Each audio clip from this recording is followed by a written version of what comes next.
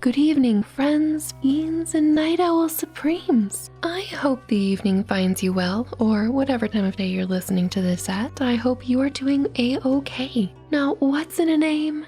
Apparently, everything. That's right, tonight we are reading Rumpelstiltskin as collected by the Brothers Grimm. So, do get comfy, get cozy, grab some cats, tea, pillows, blanket forts, whatever you need, as we settle in for tonight's fairy tale, Rumpelstiltskin.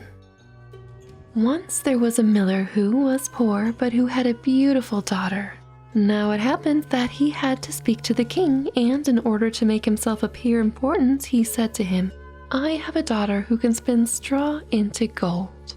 Wow, ego much? And also, way to put your daughter on the spot. I hope it was worth it. I hope you got an excellent position at court. Anyway, the king said to the miller, "That is an art which pleases me well. If your daughter is as clever as you say, bring her tomorrow to my palace and I will try what she can do." And when the girl was brought to him, he took her into a room which was quite full of straw, gave her a spinning wheel and a reel and said, "Now set to work. If by tomorrow morning early you have not spun this straw into gold, you must die." Thereupon he himself locked up the room and left her alone in it. So there sat the poor miller's daughter, and for her life could not tell what to do. She had no idea how straw could be spun into gold. And she grew more and more miserable, rightly so, until at last she began to weep. But all at once the door opened, and in came a little man, and said, "Good evening, Mistress Miller. Why are you crying so?" "Alas," answered the girl, "I have to spin straw into gold, and I do not know how to do it." "What will you give me," said the little man, "if I do it for you?" "My necklace," said the girl. The little man took the necklace, seated himself in front of the wheel, and whir, whir, whir. 3 turns and the reel was full. Then he put on another and whir, whir, whir. 3 times round, and the second was full too. And so it went on till the morning, when all the straw was spun and all the reels were full of gold. By daybreak the king was there, and when he saw the gold he was astonished and delighted, but his heart became only more greedy.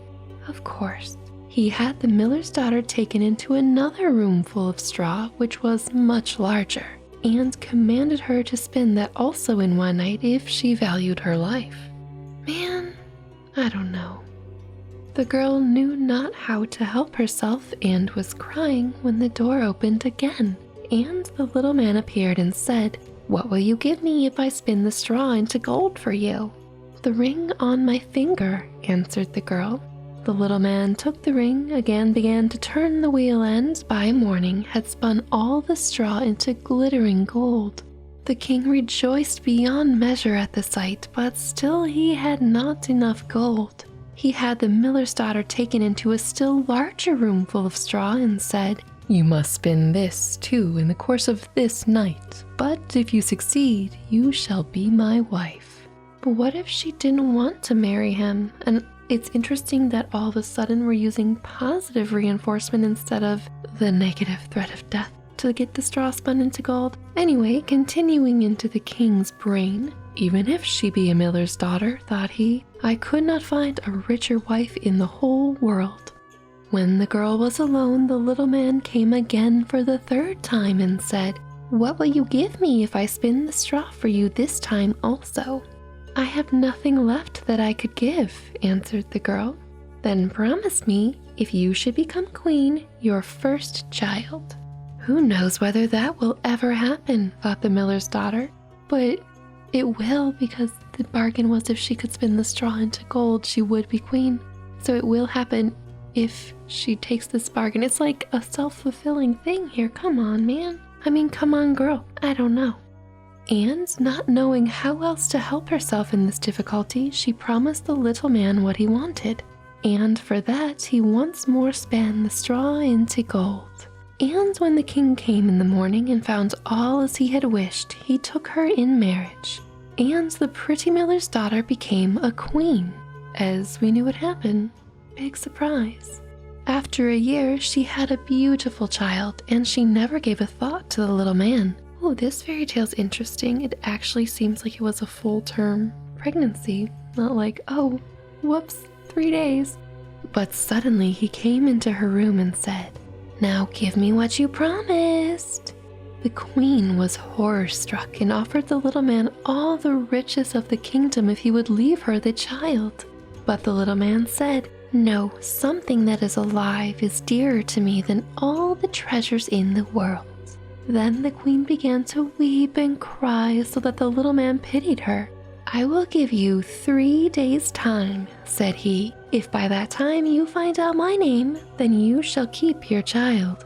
So the queen thought the whole night of all the names that she had ever heard, and she sent a messenger over the country to inquire far and wide for any other names there might be. That's a lot of names. When the little man came the next day, she began with Caspar, Melchior, Balthazar, so much for alphabetical order, and said all the names she knew, one after another. But to everyone the little man said, "That is not my name." On the second day she had inquiries made in the neighborhood as to the names of people there, and she repeated to the little man the most uncommon and curious. "Perhaps your name is Short Ribs, or Sheepshanks, or Lace Leg." But he always answered, "That is not my name." On the third day the messenger came back again and said, "I have not been able to find a single new name. But as I came to a high mountain at the end of the forest, where the fox and the hare bid each other good night, there I saw a little house. Before the house a fire was burning, and round about the fire a funny little man was jumping. He hopped up upon one leg and shouted, 'Today I brew, tomorrow I bake, and next I shall the queen's child take. Ah, well it is, none knows the same, that Rumpelstiltskin is my name.'" Why would you say that? Like, why would you announce your plan, say your name? It just seems like a very, very foolish and foolhardy thing to do. But you may think how glad the queen was when she heard the name. And when soon afterwards the little man came in and asked, "Now, Mistress Queen, what is my name?" She said, "Is your name Conrad?" "No." "Is your name Harry?" "No." "Perhaps your name is Rumpelstiltskin?" "The devil has told you that! The devil has told you that!" cried the little man. "Is that a self-admission?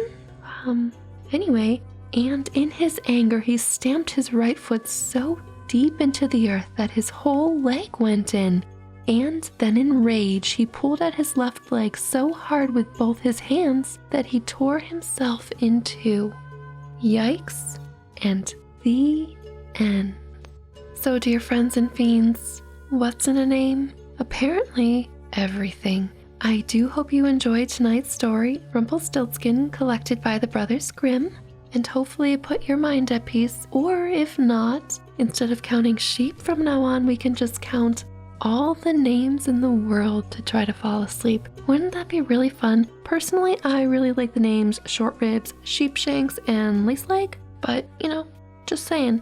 Anyway, it's been a pleasure hanging out with you tonight. Now, off to sleep and dream what you will, or stay a while and enjoy another tale. Whichever you choose, I'll speak to you again. And until then, stay spooky, my friend. Good night.